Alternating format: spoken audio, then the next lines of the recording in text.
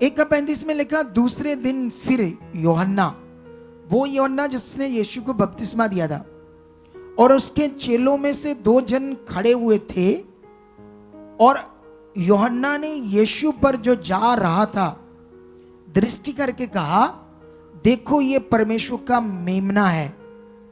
तब वह दोनों चेले उसकी ये सुनकर यीशु के पीछे हो लिए।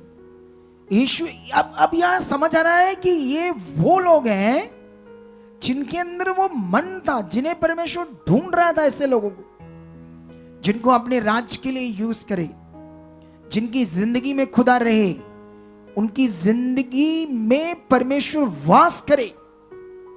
तुम्हें पता है परमेश्वर का वास होना इस दुनिया में सबसे बड़ा विषय है। हालेलुया। अरे परमेश्वर की उपस्थिति हमारे जीवन में रहना, उसकी इच्छा हमारे जीवन में पूरे रहना, यह दुनिया का सबसे उत्तम इंसान होता है। जो खुदा को पहला दर्जा देता है वो दुनिया का सबसे उत्तम इंसान होता है। तुम बुलाए गए हो उत्तम इंसानी जीवन के लिए।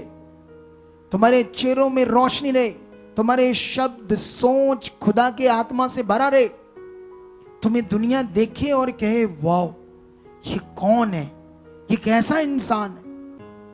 ऐसा अवेलेबल है तुम्हारे लिए। हालेलुया। अभी इसको हम कंप्लीट करते हैं। देखो ये यीशु के बारे सुनकर, क्योंकि ऑलरेडी इनके अंदर ढूंढ थी, खुदा की ढूंढ थी, खुदा की प्यास थी, ये परमेश्वर को चाह रहे थे ये लोग। यूहन्ना के मुंह से सुनते ही खुदा के बारे में, यीशु के बारे में, उसके पीछे हो लिए।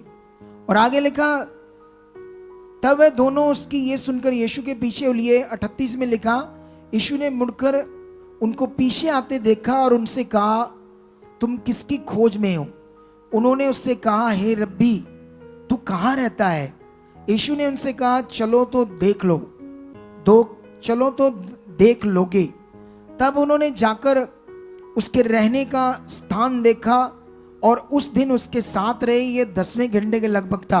हम थोड़ा सा और आगे पढ़ेंगे, ठीक है, डिटेल से। उन दोनों में से जो यूहन्ना की बात सुनकर यीशु के पीछे हो लिए था, एक शमौन पतरस का भाई अंद्रयास था। उसने पहले अपने सके भाई शमौन से मिलकर उससे कहा, हमको ख्रिस्त अर्थात मसीह मिल गया है। वह उसे यीशु के पास लाया। यीशु ने उस पर दृष्टि करके कहा, तू यूहन्ना का पुत्र शिमोन है, तू कैफा अर्थात पतरस कहलाएगा। ये सब उसके पास जा रहे हैं।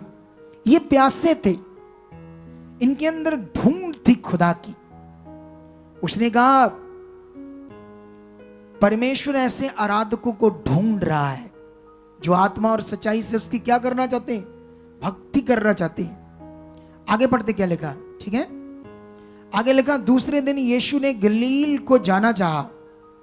वह फिलिप्पस से मिला और कहा, मेरे पीछे हो ले। फिलिप्पस अंद्रयास और पतरस के नगर बैतसदा का निवासी था। फिलिप्पस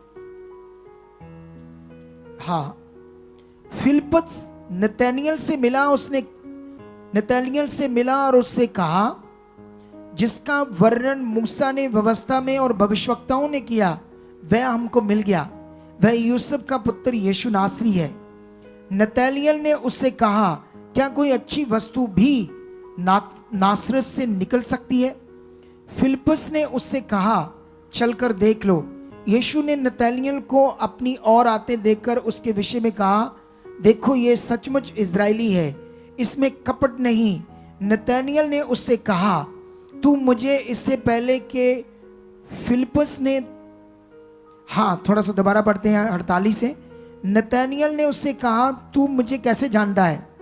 यीशु ने उसके उत्तर दिया, इससे पहले कि फिलिप्पस ने तुझे बुलाया, जब तुम अंजीर के पेड़ के तले था, तब मैंने तुझे देखा था।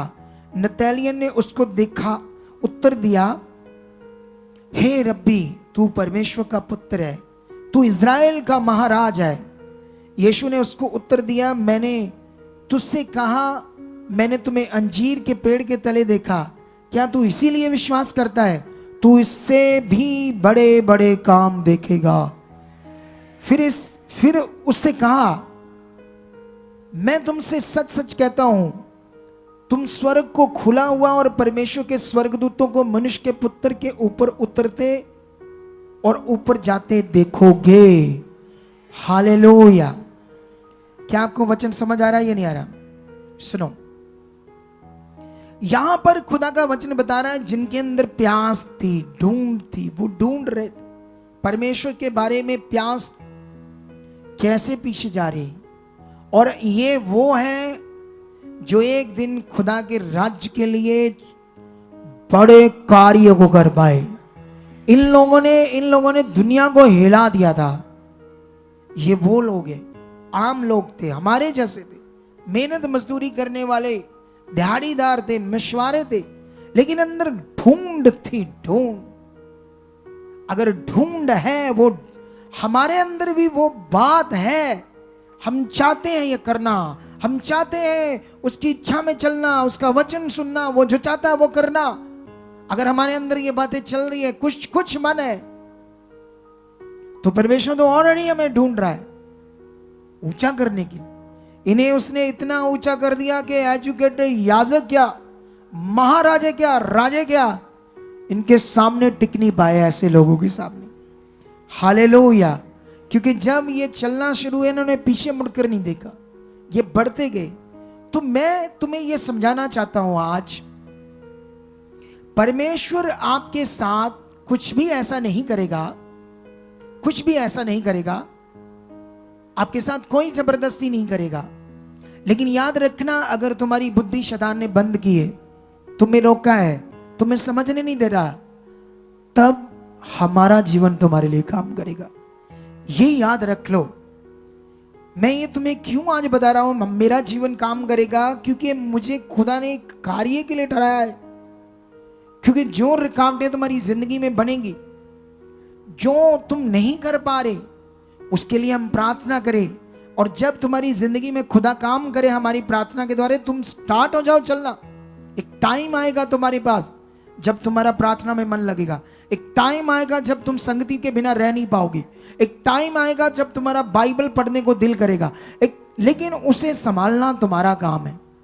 हम तुम्हें वहां ले आएंगे, ये ड्यूटी है मेरी, तुम्हें वहां तक ले आऊंगा मैं। तुम्हारी प्रार्थनाओं की रुकावट को हटा पाऊंगा मैं परमेश्वर से, अपनी आत्मिक उन्नति से। तुम्हारे एक दिन तुम्हारी जिंदगी में बेटर होगा, तुम्हारी जिंदगी में आत्मिक चीजें होंगी, भक्ति करने की भावना होगी। लेकिन जिस दिन होगी खुदा तुम्हें इस्तेमाल करेगा, तुम्हारी जिंदगी में आएगा। चौकस रहना, अलर्ट रहना तुम्हारा काम है। उसके बाद